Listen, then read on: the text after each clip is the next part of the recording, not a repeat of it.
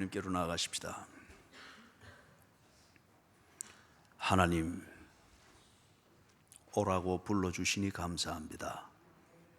그게 들리니 감사합니다. 그리고 그 부르심이 어떤 이에게는 부담으로, 어떤 이에게는 감사함으로, 어떤 이에게는 기대감으로, 어떤 이에게는 피하고 싶은 마음으로 삼인 삼색으로 나타나나 하나님의 부르심을 분명히 듣고 반응이 있게 하시는 것 감사합니다. 주께로 한 걸음 더 나아갑니다. 설교를 들으며 우리 손에 펼쳐주신 성경 속으로 부르시는 주님께로 한 걸음 더 나아갑니다. 주여, 이제 들리던 것을 보게 해 주시옵소서. 보기만 하였던 것을 깨닫게 해 주시옵소서. 깨닫고 감상에 젖어 있던 그 단계를 넘어서서 이제는 결심하게 해 주시옵소서. 결심했던 자들은 뉘우치게 하시고 새롭게 하시고 주께 온전히 헌신되어지는 그 은혜를 입게 해 주시옵소서. 성령이여, 여기 계시며 말씀하시는 줄 믿습니다. 모든 일들은 주관하시는 성령님의 그 은혜의 열매로 나타나게 될 줄로 믿습니다. 예수님의 이름으로 간절히 기도드리옵나이다. 아멘. 지금 우리가 몇 주간에 걸쳐서 사랑을 정의하고 있습니다. 기독교에서 말하는 사랑이 무엇인가? 왜 이 시리즈를 오랫동안 하고 앞으로도 몇 주 동안 계속을 하게 되는가 하면은 사랑이라는 이름으로 교회가 찢어집니다. 사랑이라고 하는 이름으로 다툼이 생기고 사랑에 대한 열정 때문에 시기와 질투가 끊임없이 가정이든 교회든 사회든 그리스도인이 머무는 곳에 언제나 그런 부작용이 있습니다. 아이러니하게도 그 모든 것들이 사랑의 이름으로 이루어지고 있고, 그리고 그 결과를 평가하는 것도 언제나 사랑으로 그렇게 매듭이 되어지는 것을 봅니다. 하나님께서 우리에게 그런 어설픈 사랑을 주실 리가 없습니다. 그런 것 같으면 하나님은 믿을 만한 존재가 못 됩니다.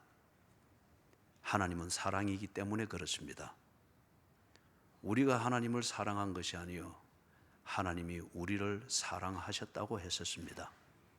다른 말로 하면 우리가 사랑을 하는 것은 하나님과의 관계를 맺고 하나님을 알고 하나님을 배우고 경험한 그것을 흉내내는 것입니다. 그걸 다시금 반복하고 비춰주는 것입니다. 그렇기 때문에 사랑 끝에 싸움이 나고 사랑의 이름으로 찢어지고 사랑의 이름으로 원한이 품게 되어지고 사랑 때문에 씻을 수 없는 상처를 가지고 그게 원한이라고 하는 암덩어리가 되어서 그 사람의 성품과 성격과 심지어는 인생의 내용을 그렇게 결정해버린다고 하면은 하나님이 그런 분이기 때문에가 아니라 우리가 사랑을 오도했기 때문에 그렇습니다. 그렇기 때문에 사랑이 무엇인가? 하나님이 우리에게 보여주신 사랑, 그리고 하나님이 기뻐하시기를 원하시면서 지켜보고 계시는 우리가 실천해야 될 그 사랑, 그것이 무엇인가?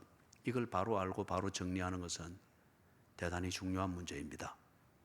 그래서 몇 주간에 걸쳐서 지금 이 사랑을 정의를 하고 있고, 그리고 앞으로도 몇 주간에 걸쳐서 베드로후서 1장 5절에서부터 7절에 이 사랑의 케미컬스, 사랑을 온전하게 만드는 이 사랑의 요소들을 하나하나 정리를 하게 될 것입니다. 그러는 과정에서 지난 주일과 이번 주일은 이것의 기초가 되는 믿음, 사랑의 기초가 되는 믿음이 무엇인가를 정리를 하고 있습니다.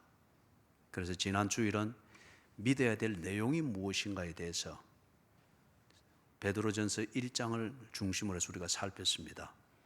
그 다음에 오늘은 왜 믿음이 이 그리스도인의 삶, 다른 말로 하면은 사랑의 기초가 되어야만 되는가? 이 부분을 살피고자 합니다. 사랑하는 여러분, 우리가 쉽게 믿음이라는 말을 많이 쓰죠. 사랑이라는 말만큼이나 믿음이라는 이 말을 그리스도인들이 많이 사용을 합니다. 그런데 정작 믿음이 무엇인가 하는 것을 말하게 될 때에 많이 헷갈립니다. 동상이몽과 같은 그러한 이해와 표현들이 많게 되는 걸 봅니다. 믿음은 크게 보아서 두 가지 차원이 있습니다. 두 가지 차원으로 이 믿음이라고 하는 것이 온전하게 이루어지게 되는 것을 봅니다. 한 가지 차원은 진리의 근거에서, 이 진리는 하나님에 관한 비밀입니다. 하나님에 관한 비밀, 즉 진리의 근거에서 하나님과의 관계를 결심을 합니다. 두 번째 차원은 이 관계에 충실하기 위해서 힘을 쓰는 겁니다. 이게 믿음입니다. 믿음은 두 가지 차원으로 이루어집니다. 하나는 하나님에 관한 그 모든 비밀들을 내가 받아들이고 인정을 합니다. 받아들이고 인정을 한다는 말은 하나님과 관계를 맺는다는 겁니다. 두 번째 차원은 그 관계 위에서 하나님과 교제를 충실히 하기 위해서 힘을 쓰는 겁니다. 첫 번째 이야기했던 것은 진리의 근거에서 하나님과 관계를 결심하는 것은 어려운 표현으로는 신앙 고백이라고 합니다. 그걸 우리 표현으로 말하면 서약하는 겁니다. 하나님과 관계를 맺는다는 이 서약을 하는 겁니다. 하나님과 결혼 서약을 하는 거예요. 두 번째 차원의 것, 이제 그 관계에 충실하기 위해서 힘쓴다고 하는 것, 이걸 좀 어려운 표현으로 말하면 신앙생활이라고 합니다. 우리의 일상적 표현으로 말하면 실천적인 삶입니다. 그래서 서약과 실천, 이 두 가지가 있을 때 온전해지죠. 신앙 고백과 그 신앙 고백에 따른 신앙 생활이 이루어질 때 그게 온전한 믿음입니다. 자, 먼저 첫 번째 차원을 조금 더 자세히 살펴보겠습니다. 진리의 근거에서 하나님과의 관계를 결심한다. 이때 말하는 진리는 하나님에 관한 비밀입니다. 하나님에 관한 비밀을 조금씩 알게 됩니다. 알게 되어지니까 하나님이 예사뿐이 아니구만. 하나님과 거리를 두고 있으면 내 자신이 손해를 보겠구만. 하나님과 관계를 맺는 것이 돌아다니면서 명함 벽장을 얻어서 수첩에 꼽아 다니는 것보다 이게 정말 내 인생에 있어서 꼭 있어야 될 것이구만. 그래서 하나님에 관한 비밀, 즉 이 진리를 알게 되었을 때 그것에 근거해서 하나님과 결혼을 합니다. 그래서 지난 주일 행동으로 보여드렸습니다. 이게 뭔지. 하나님을 알게 되어지니 하나님과의 관계를 맺기 위해서 지금 내 있는 이 방, 이것을 떠나버립니다. 하나님과 관계를 맺으려고 하니 하나님이 있는 곳으로 가야 합니다.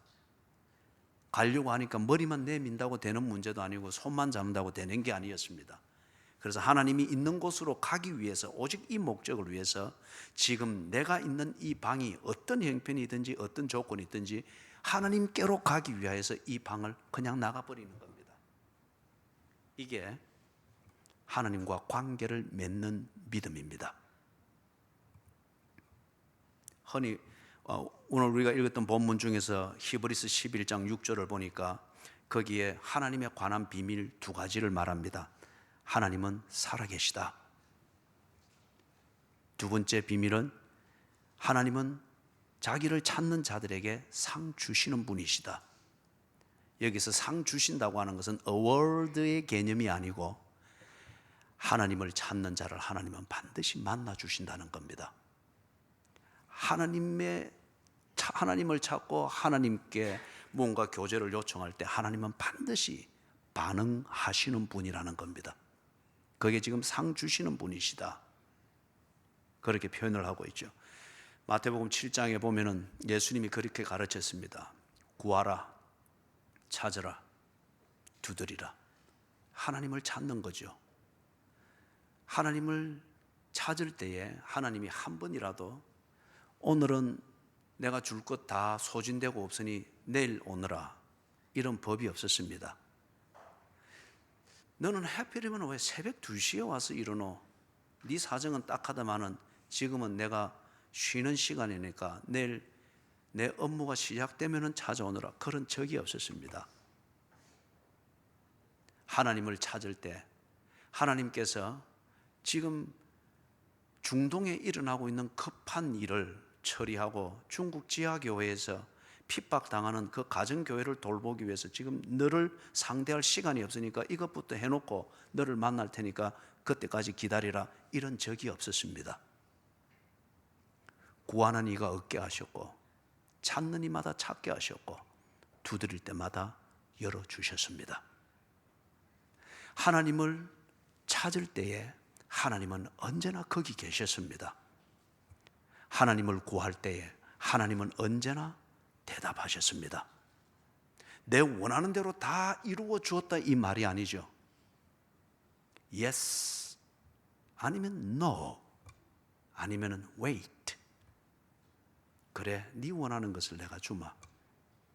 또는 네 원하는 걸 네가 뭔지를 잘 모르고 있구만. 네 원하는 대로 해주면 네게 해롭단다. 이거는 안 되느니라. No 하는 것으로 상 주셨습니다. 때로는 네가 조금 더 커야 되겠다. 아니면 시냇가에 심은 교회야. 네 비전을 위해서는 이 단계 이 단계를 좀 더 거치는 시간이 필요하니까 너무 조급해하지 말고 이 단계 이 단계를 거치도록 집중하여라. Wait, 기다리라는 말로서 하나님은 자기를 찾는 자에게 상 주셨습니다. 하나님에 관한 두 가지 비밀, 히브리서 11장 6절에서 나타내는 것. 하나님은 살아계신다. 이게 막연히 어딘가에 살아계신다 하는 그 존재 증명이 아니라, 일반적 존재 증명이 아니라 살아계시는데 살갑게 살아계신다는 그 의미입니다.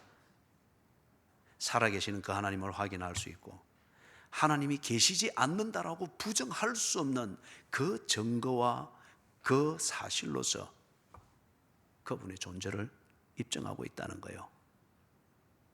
일전에 그런 경험을, 감동적인 경험을 나누기도 했습니다만, 여러분은 창조주 하나님을 어떻게 경험하고 확인했습니까?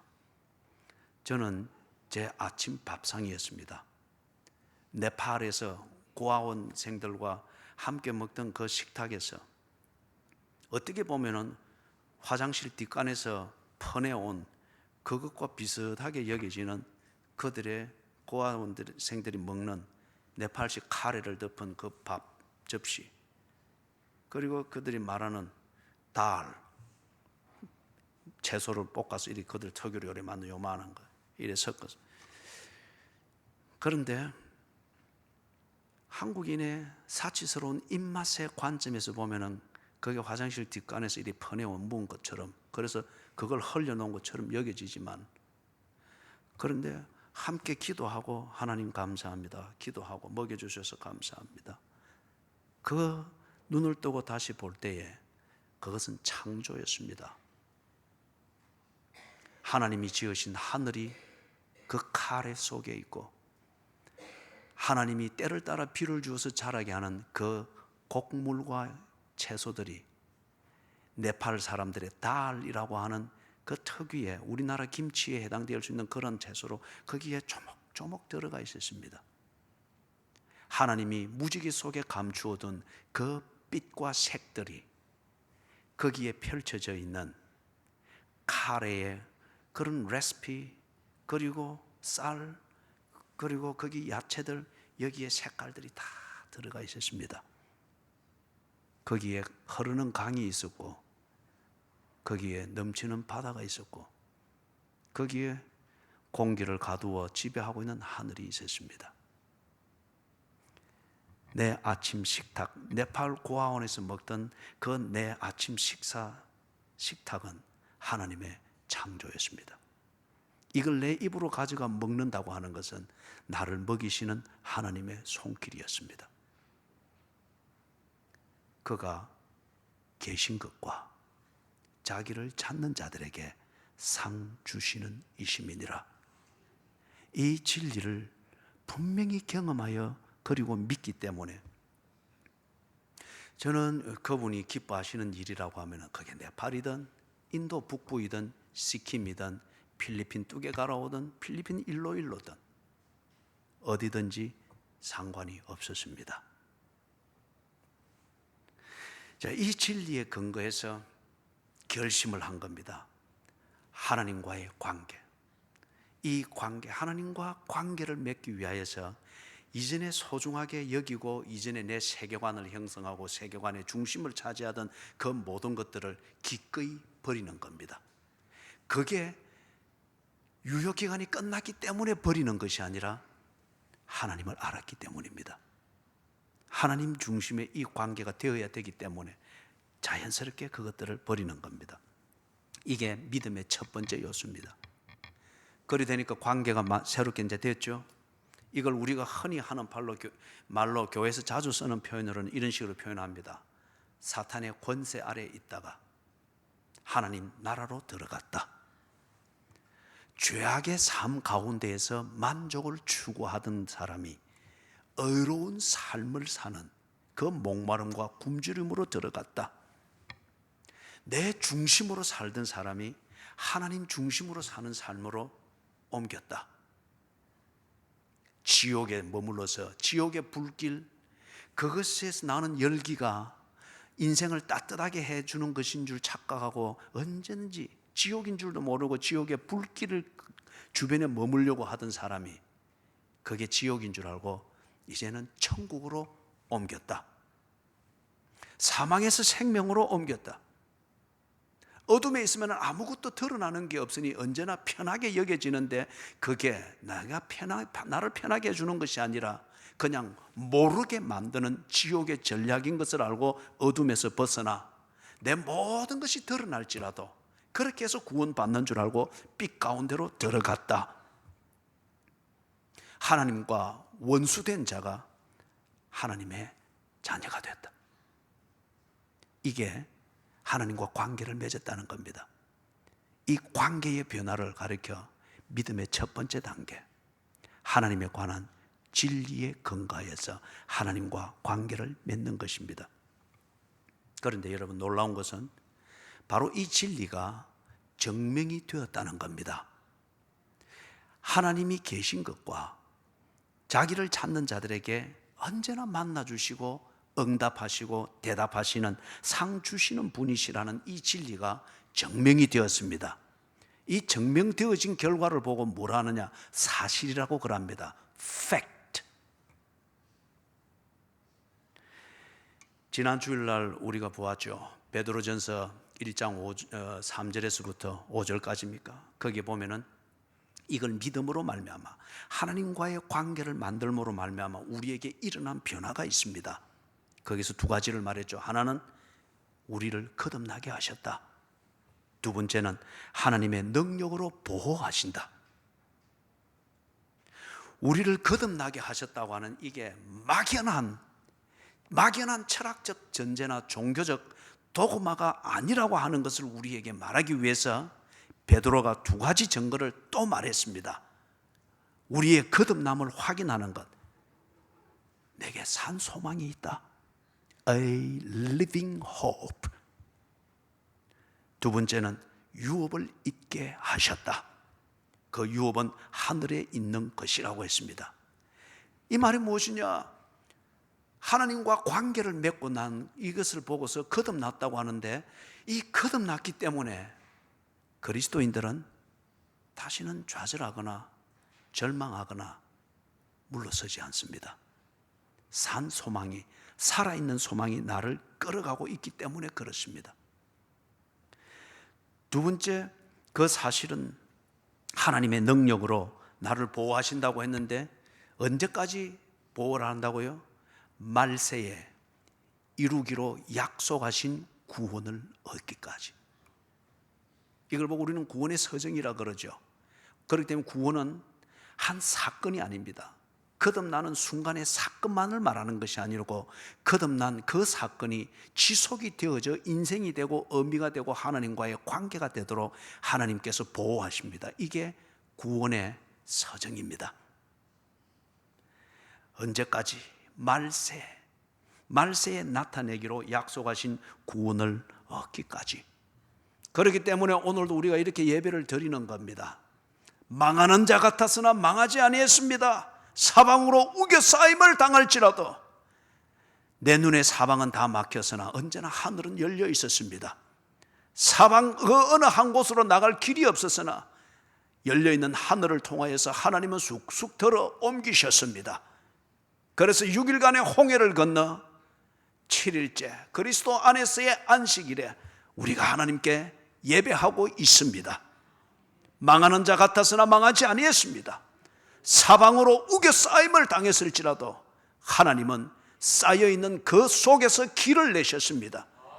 그래서 역설적이게도 우겨싸임을 당하는 그것은 하나님의 능력을 보는 놀라운 기회였고 현장이었습니다. 하나님은 살아계시고 자기를 찾는 자들에게 상 주시는 분이시라는 이 진리는 증명되어졌습니다. 증명되어진 그 사실, 하나님과 관계를 맺은 사람이 거듭나 있습니다. 그리고 하나님의 자녀가 된 자들, 거듭난 자들, 그들의 구원을 빼앗기지 아니했습니다.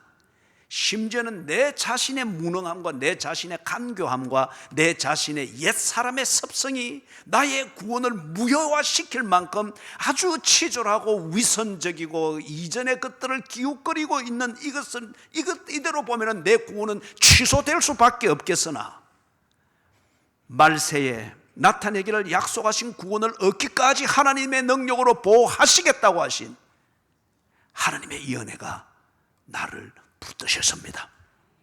하나님의 보호하심입니다. 이 팩트가 바로 지금 예배를 드리고 있는 저와 여러분의 이 리얼리티, 이 실제지 않습니까? 이게 믿음의 첫 번째 단계, 첫 번째 차원, 하나님에 관한 비밀, 즉 진리에 근거하여서 하나님과 관계를 딱 결심하는 겁니다. 이게 믿음의 한 차원이고요. 두 번째 차원은 뭐냐? 믿음의 두 번째 차원, 실천적인 삶입니다. 의지적인 삶입니다. 이게 앞에 첫 번째 이야기했던 이 차원에 근거하지 아니한 의지적 삶은 단지 종교 생활일 뿐입니다. 그러나 앞에 하나님과 관계를 맺은 이 진리와 사실에 근거하여서 하나님과의 관계를 결정을 했고, 그리고 이 하나님과의 관계에 충실하도록 내 삶에 집중을 하는 이것이 의지적인 삶, 실천적인 신앙 생활이라는 겁니다. 읽었던 본문 히브리서 11장 6절에 보니까 그 분명한 표현을 강조를 하고 있죠. 하나님께 나아가는 자. 이것 의지가 없으면은 하나님을 내 삶의 목표로 삼을 수도 없고, 삼는다 한들 그 목표를 향하여 나아가는 몸부림을 칠 수가 없습니다. 의지입니다. 두 번째 표현에서는 하나님을 찾는 자들. 이거 저절로 되는 것 아니죠.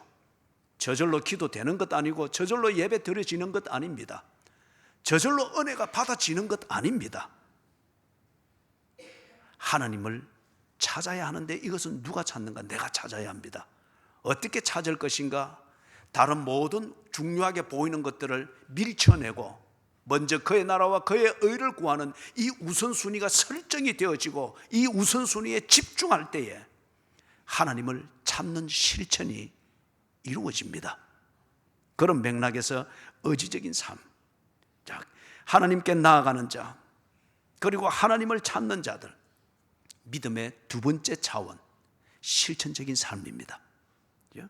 실천적인 삶, 하나님과의 관계에 충실하기 위하여서 내 생활을 정리를 하고 그리고 삶을 고치고 의지의 방향을 결정을 하는 이게 믿음의 두 번째 차원이죠. 예를 듭니다. 결혼을 생각을 해보십시다. 아직 결혼을 안 하신 분들은 이 이해가 조금 어려울 수 있을지 모르겠으나 여러분이 결혼할 때에 이것을 다시 상기를 해 보십시오. 결혼이 무엇입니까? 상대방에 관한 비밀을 알았습니다. 상대방에 관한 비밀은 그 사람의 진리입니다. 그리고 그 진리대로 삶으로 드러낸 그걸 그 사람에 관한 사실입니다. 그래서 상대방에 관한 진리와 사실에 근거해서 그 사람을 믿습니다. 그 사람을 믿고 그리고 새로운 관계를 결정합니다. 이게 부부가 되는 것이죠.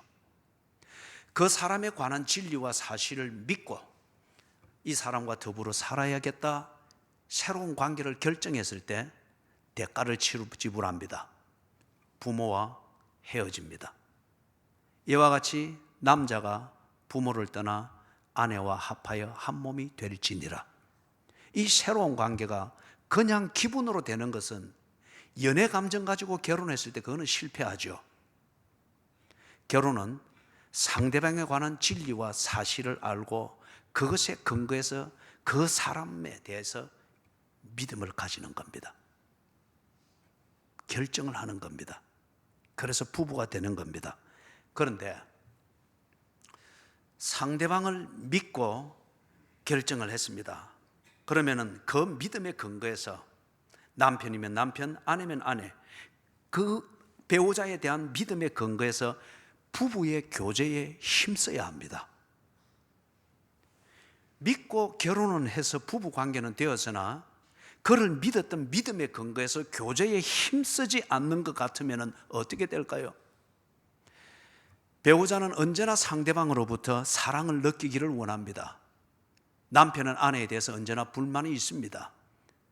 아내 역시 남편에 대해서 불만이 있습니다. 남편의 불만은 실제적이면 아내의 불만은 감상적입니다. 그리고 왜 이것을 채워지지 아니하느냐? 불만을 가집니다. 그러면서 결혼이 뭐 이래? 사랑이 이런 거야? 결혼 쏘갔구만. 그러면서 요즘 젊은이들에게 회자되어지는 것, 결혼은 미친 짓이다. 원인이 뭡니까? 둘 중에 하나입니다. 근본적인 것은 상대방의 진실이나 상대방에 대한 사실을 알지 못한 채에 맹목적으로 그냥 믿어버린 거예요. 그거는 자기 도취입니다. 이게 근본적인 잘못이든지, 두 번째 실제적인 잘못은 상대방을 확인하고 그래서 믿음이 갔기 때문에 부부가 되는 것을 결심을 하고 그래서 부부가 되었습니다. 그러면은 부부가 되는 관계를 결정을 했던 그 믿음, 그것에 근거해서 부부의 교제를 힘쓰지 않았다는 겁니다. 그러면서 언제나 사랑을 느끼기만을 원했습니다. 사랑받고 있는 자기 자신을 확인하기만을 원했습니다. 그 믿음에 근거해서 부부의 관계에 충실하기 위한 교제, 부부의 언어는 전혀 총각대의 언어와 분명히 다릅니다. 부부의 화장은 연애 시절 때 하던 화장과 분명히 다릅니다. 부부의 옷맵시는 연애 시절 때에 감상적인 그 분야가 많이 갖춰야 될 연애 시절 때에 있던 옷맵시와 분명히 달라야 합니다.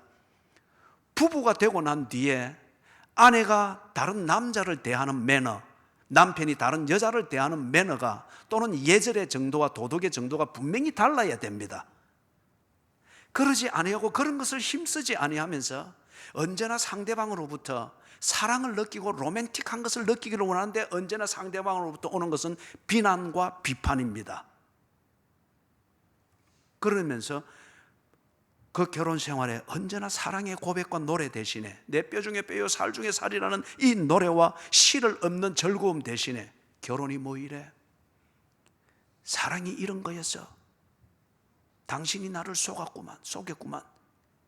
그래, 맞아. 결혼은 미친 짓이야. 이렇게 반문합니다. 정말 당신이 아니면 당신의 부부가 결혼을 결심을 했던 상대방에 대한 그 믿음에 근거해서 부부의 교제에 최선을 다해서 힘을 썼습니까? 그러고도 결혼은 미친 짓이라고 말할 그런 현실이 되겠습니까? 힘을 안 썼습니다. 자, 본 주제로 돌아가서 이런 불평과 이와 유사한 그러한 모순과 미성숙함이 우리 신앙생활에 아주 비일비재합니다. 교인들이 그럽니다. 내가 기독교인이 되었는데, 또는 내가 하나님에 대해서 믿음을 가지고 하나님의 자녀가 되는 이 신앙 고백을 내가 영접을 했는데, 그래서 나는 기독교인이 되었는데, 그런데 왜 내 신앙생활은 이래 행복하지를 못해?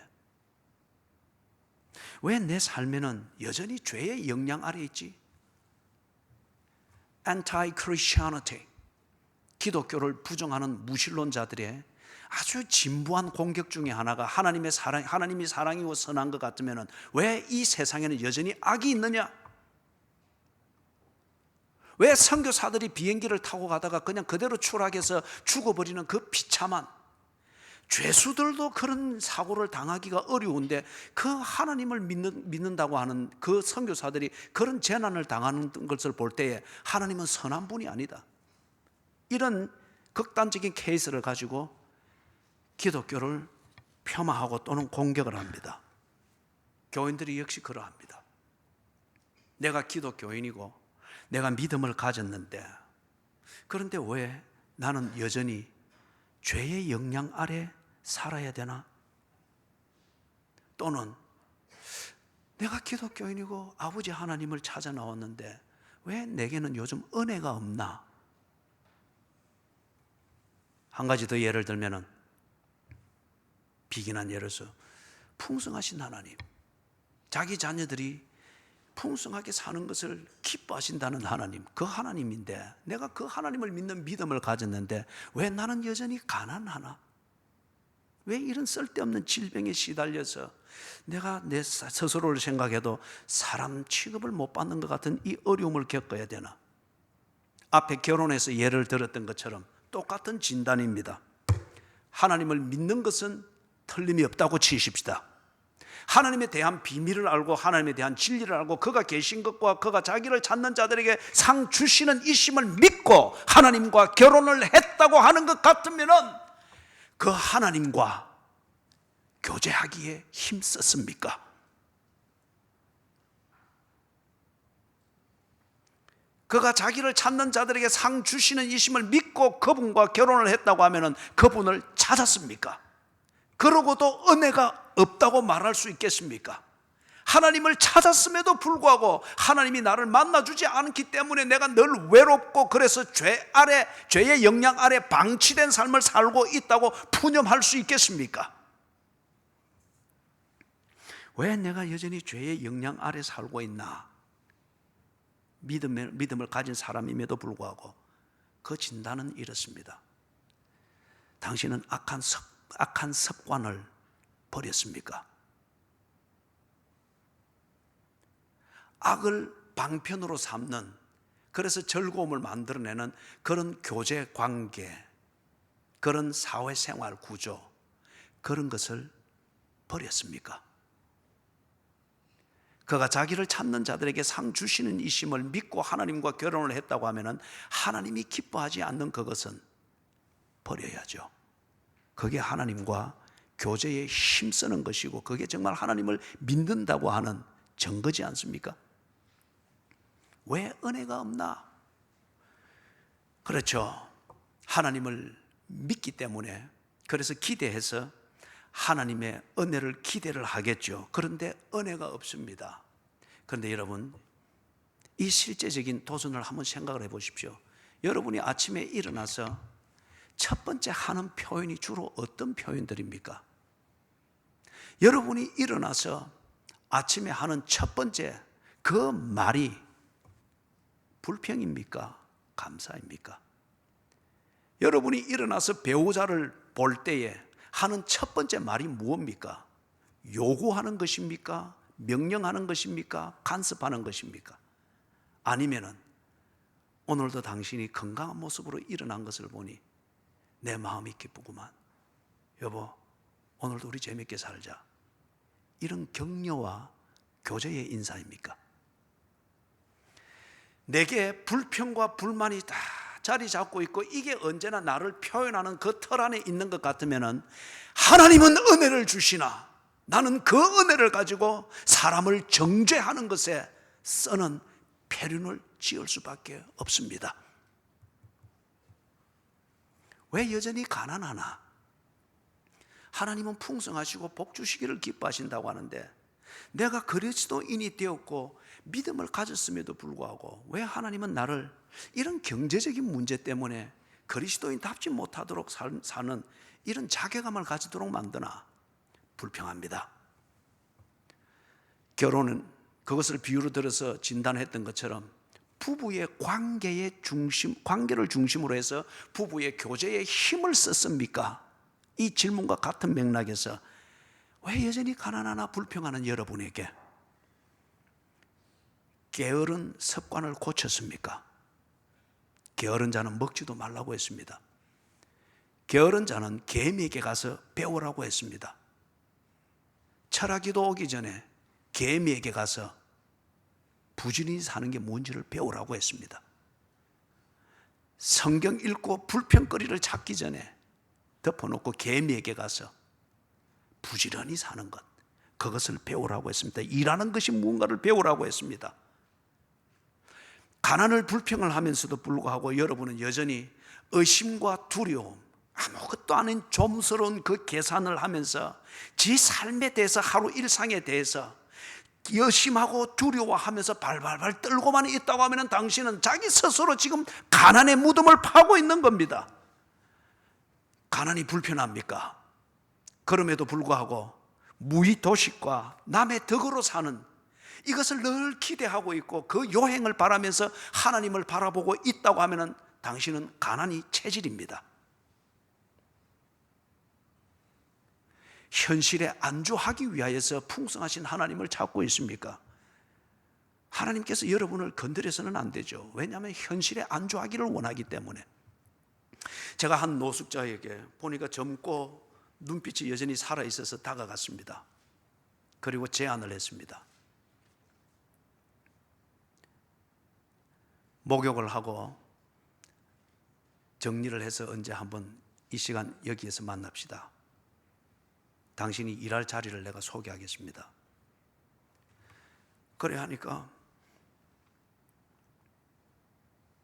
안 하겠다는 거예요. 왜 그러냐? 저는 이 생활이 편하다는 거예요. 이제는 누구에게 매이고 그 다음에 시간을 맞춰서 일어나고 어디 가고 무슨 규칙을 따르고 이게 자기는 불편하다는 거예요. 그냥 이렇게 사는 게 지는 편하다는 거예요.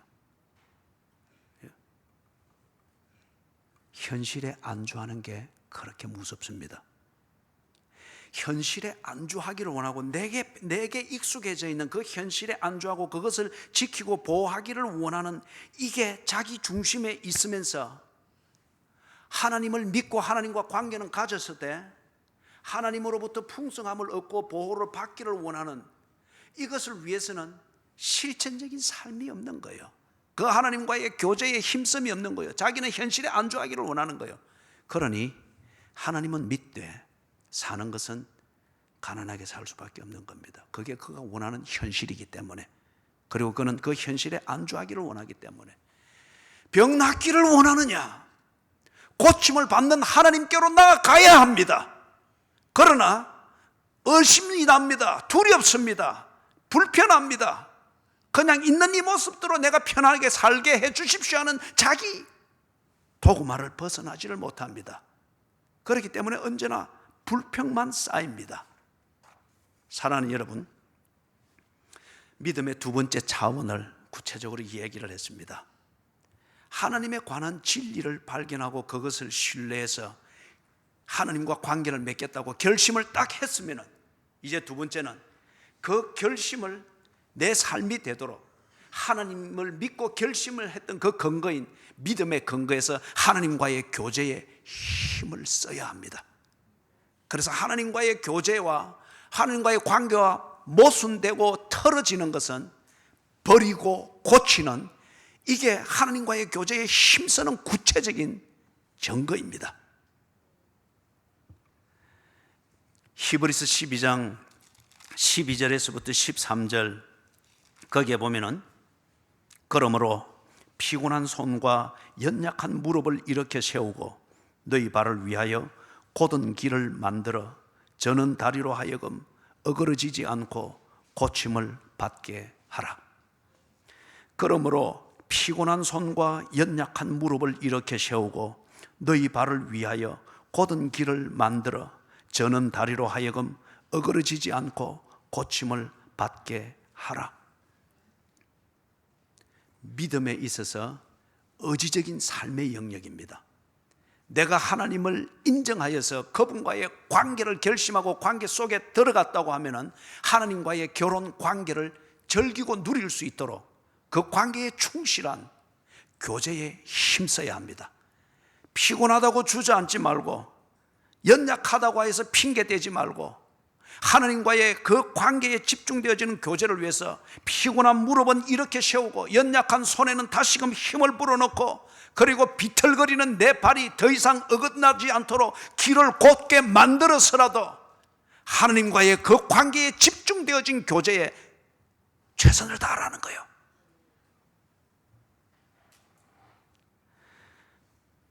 사랑하는 여러분, 이 추진력이, 이 삶의 추진력이 어디서 나올까요? 희망에서 나올까요? 그럴 수는 있습니다. 그러나 그 희망이 만약에 믿음에 근거해 있지 않다고 하는 것 같으면 그 희망이 주는 추진력은 우리로 하여금 이상주의자로 끝나게 만듭니다. 낙관주의자, 유파우리즘으로 끝나게 만듭니다.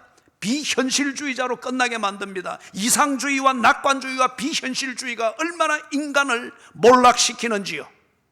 이것으로 우선 감상적으로는 분위기를 좋게 만들 수 있으나 우리의 현실은 그 안에서부터 좌절과 절망과 비관주의자로 썩어 들어갑니다. 이게 믿음에 근거하지 못한 희망이라고 하는 사기가 인간에게 만들어 놓은 부작용입니다. 그렇기 때문에 희망은 믿음에 근거해야 합니다. 두 번째, 삶의 추진력을 우리가 어디서 또 얻을 수 있을까요? 사람들은 사랑이라고 합니다. 사랑해, 칭찬은 고래도 춤추게 하잖아 하면서 사랑해, 이 힘을 이야기를 합니다. 그럴 수 있습니다. 그러나 이 사랑이 믿음에 근거하지 않는다면, What if a love is not founded on faith? 사랑이 믿음에 근거하지 않는다고 하면 그런 사랑에서 나오는 삶의 추진력은 반드시 감상적인 분위기만 만들어냅니다. 또는 낭만주의, 로맨티시즘, 이것을 만들어냅니다. 아니면 상대방의 기분 중심으로 처신하는, 이걸 보고 우리는 아첨이라고 합니다. 많은 경우에 자식을 사랑하는 부모의 사랑이 자녀를 위한 아첨으로 그렇게 끝납니다.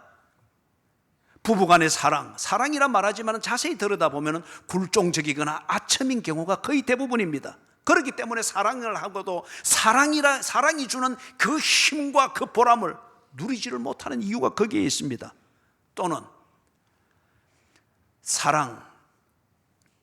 자기 자신의 기분을 챙기고 자기 중심적인 그 욕구를 충족시키는 수단으로서 사랑이라고 하는 이 흉내를 내고 있는 경우를 우리는 대개 그렇게 봅니다. 그래서 믿음에 근거하지 아니하는 사랑이 우리에게 어떤 힘을 불어넣어서 잠깐씩 위기를 넘어가게 만들고 힘을 발휘하게 만드는데, 감상적인 분위기에 젖도록 만들거나 낭만주의를 만들어서 거기에 스스로 쏟게 만들거나, 아니면 상대방의 기분을 충족시켜 주어서 큰 소리 안 나게 만드는 아첨을 떠는 것이 되거나, 아니면 내 자신의 욕구를 충족시키는 수단으로서 구제니 자선이니 위로니 이런 것을 잠깐 제스처를 해보게 만들죠. 그 결과 사랑이 풍성한데 그 가정에, 그 교회에, 그 사회에, 또는 그 부부관계에 아이러니하게도 역설적이게도 나타나는 결과물은 뭐냐? 다툼과 원한과 분열과 위선입니다. 믿음에 근거하지 않은 그 사랑이 만들어낸 부작용입니다. 말씀을 정리합니다.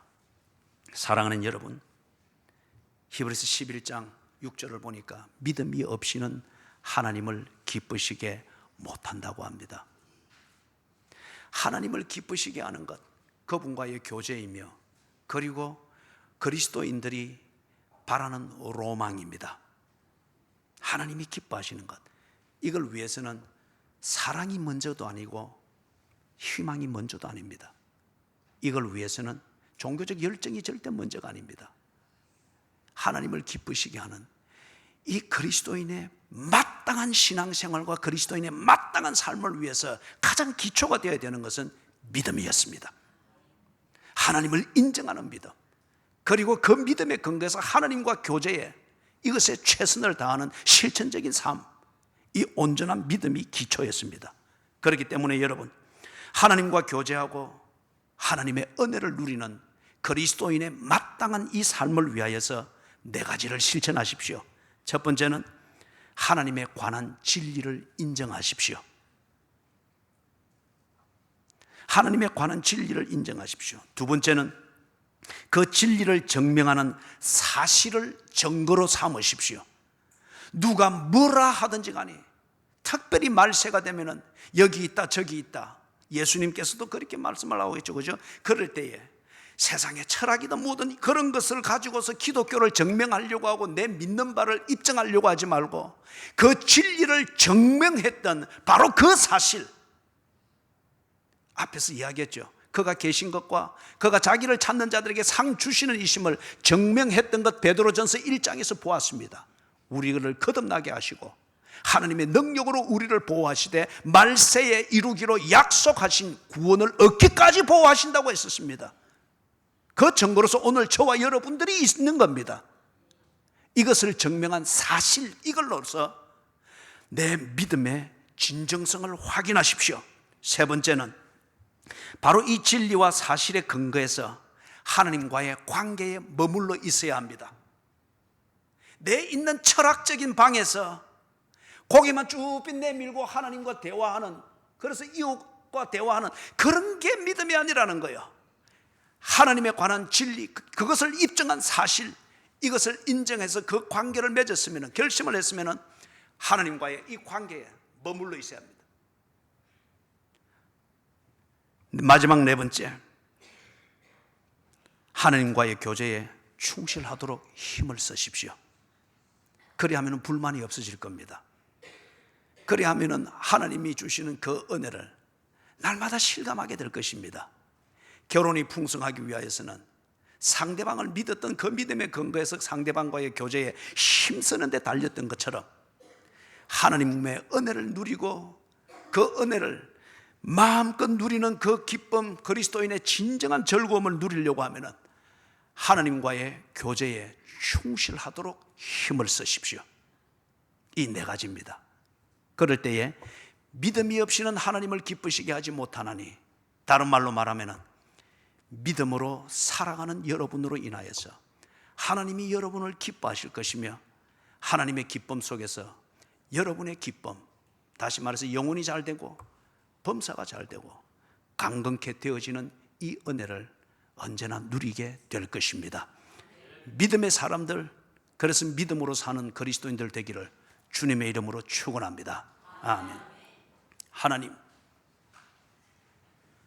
하나님의 비밀을 더 많이, 더 깊이, 더 진솔하게 배워가고 깨달아가는 은혜를 주시옵소서. 그리고 깨닫게 되어진 하나님의 비밀을 진리로 인정하고 그 위에서 결심하게 해 주시옵소서. 그리고 하나님과의 관계 안에서 하나님과 교제를 나누는 것에 충실하게 하시고, 그 믿음 위에서 우리 하나님의 은혜를 누리고자 주께로 나아가는 몸부림이 날마다 간절해지게 하시고 성숙되게 해 주시옵소서. 예수님의 이름으로 간절히 기도드리옵니다. 아멘. 자리에 일어나셔서